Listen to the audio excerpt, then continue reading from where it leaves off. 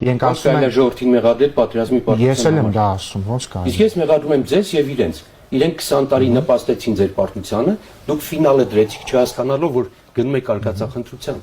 Սա պատասխանատվություն է, Արգելի Ռուբեն, իշխանության։ Այստեղ ժողովուրդը իսկապես գործ չունի։ Պատասխանատվությունը կրում եք ինձ այդ բառերը ասելը, բավա հետ չի սփոփում, հասկանում եք։ Դուք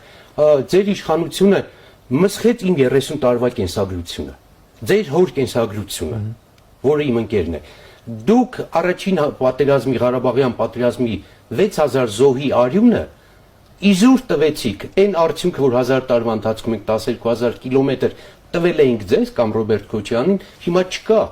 Եվ ոչ միայն չկա դա, ամենացավալին։ Ես այս պետության ակունքներում կանգնած եմ եւ ինձ համար ձեզ քննադատելը չէ որ նպատակ է։ Ես ցավ եմ ապրում որ այն ինչ որ մենք բերել ենք 88-ից հազարամյա անմիջումից հետո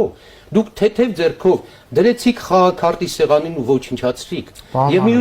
մյուսը որ ավելի ցավալի ու ավելի շարունակական է։ Դուք Հայաստանը զրկեցիք բանակցողի իրավունքից։ Հայաստանը խաղացող չէ։ Ինչեր ենք արել, ինչ դժվարություններով ենք անցել, ինչ ճգնաժամերով ենք անցել ու ձեզ տվել ենք խաղաղ Հայաստան,